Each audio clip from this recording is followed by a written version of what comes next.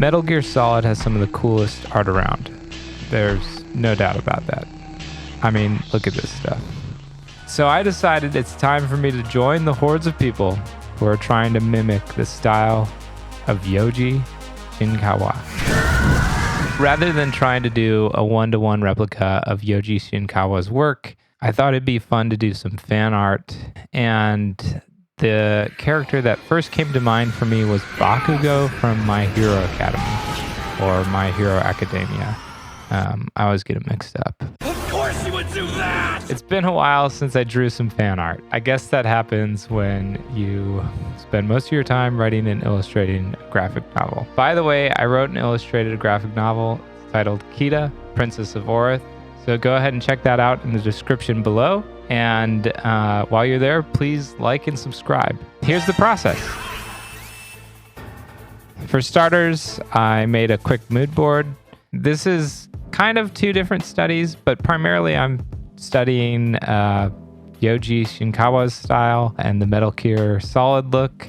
But, you know, since I'm doing some fan art and it's a bit of a crossover, I need to do some character studies for Bakugo, and that's what I'm working on first. I just did these one-to-one, and that was to help me get a baseline and just get a feel for all the design motifs that make up his character. Kind of helped me see, you know, he's themed around kind of a grenade, explosion. The grenade's really obvious with the gauntlets. And then he kind of has these explosion elements. It was helpful to do a quick sketch and before I jumped into any of my changes, and especially jumping into trying to render it in the Metal Gear style.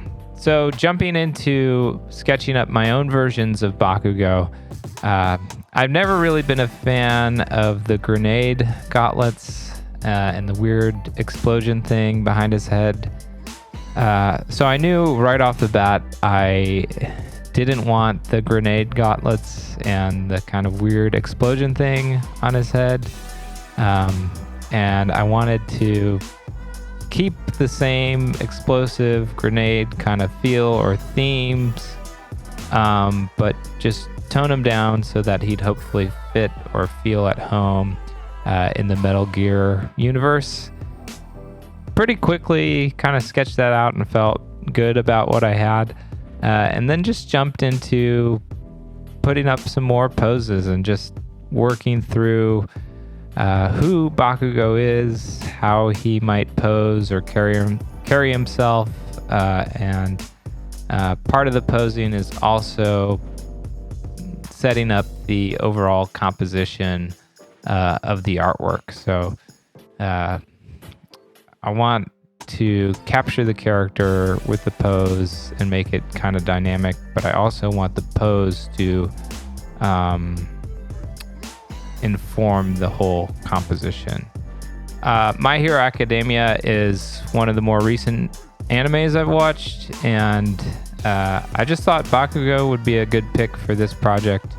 I think maybe because he has a little bit more military looking character design, so I thought it'd be fun to have a go at a kind of light redesign of Bakugo and putting him in the Metal Gear style.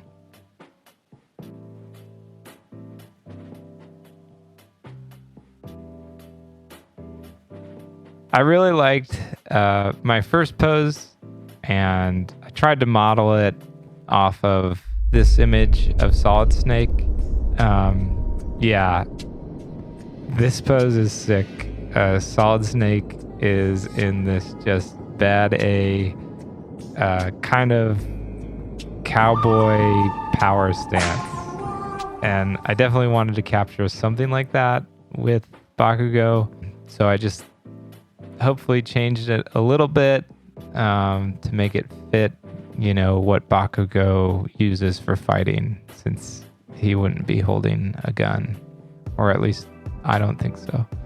Yeah, so I did this quick rough attempt at Yoji Shinkawa's style, just over my initial sketches, trying to get a feel for it, start thinking through and working through everything that makes up his style and what makes it so cool.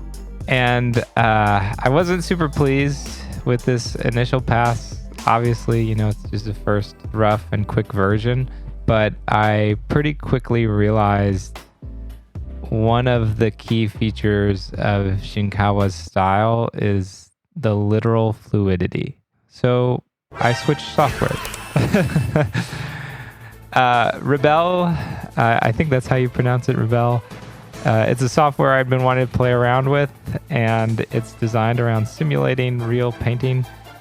So hopefully it works well. I thought it'd work well for mimicking Yoji Shinkawa's style, and just opened that up and jumped into sketching up a new and hopefully more final and refined pose of Bakugo before jumping into the inking and the painting, I guess.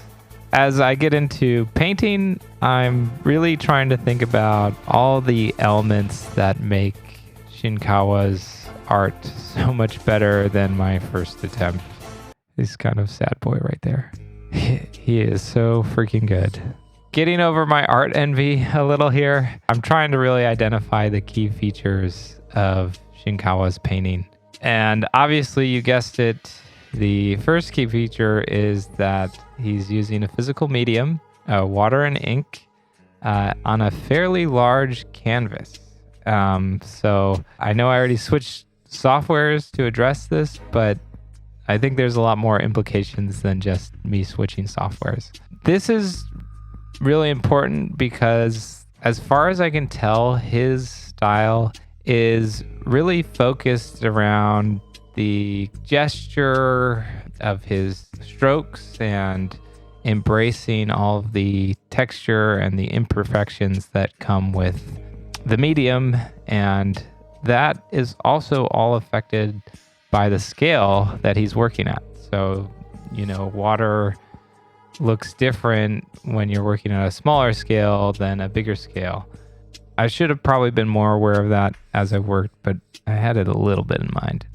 The second key feature of Yoji Shinkawa that I identified is his ability to suggest what's there with his use of negative space. So hopefully that sentence made sense. Just the areas where he's not filling it in with ink or drawing any lines, but he's using that negative space in a way that really adds to the composition. Very cool. Quick aside, this made me think of an artist by the name of Tyrus Wong. There's a really cool PBS doc about him. I highly recommend it. And the documentary quotes him saying, "If you do a painting with 5 strokes instead of 10, you can make your painting sing." That's a pretty cool quote, if you ask me. And I think it's a similar mindset to maybe Yoji Shinkawa's. If you're familiar with art history at all, this is kind of rooted in the Chinese style. I guess that overlaps, Japanese. It's kind of centered around this focus on depicting the subject in a more of an expressive way rather than depicting the subject in a literal or hyper detailed kind of way. I think that also is informed a lot by calligraphy and the a very specific way of using the brush and familiarity with the ink as well. So I think that comes through really strongly in Shinkawa's work. Sometimes those are helpful to think through as you break down a study and try to figure out, like, how is this artist doing this? How can I mimic that or practice the same things that maybe he practiced to get as good as he got? Those being the primary features, I also got the sense that he maybe kind of scraped away or erased some of his ink or lines to give a little bit more texture or detail here and there. So I'm trying to follow that process, or at least the process I think he's doing. And Thankfully I'm doing this digitally. Gives me a little leeway as I try to figure this out and kind of rework things here and there. Also, a quick aside, this is kind of my second time, or really my first time using Rebelle. So still getting used to some of the brushes and trying to figure out what brushes I like. Here is the result. It's not quite as good as I'd like, but there's always room for improving. And at the end of the day, I'm really pleased with it. I had a lot of fun making this one. So I hope you all liked it too and found it helpful in some way. Please check out my Substack. It's titled Momentum Game. I'm going to be sharing the art there, so you'll be able to download it. I'm also sharing a monthly comic issue. So every month I will illustrate a short comic and it'll be an ongoing anthology. So if that interests you, please subscribe to my Substack Momentum Game. And of course, please again subscribe to the channel and give the video a like. I could really use the help. Thank you guys, and as always, peace in your hearts.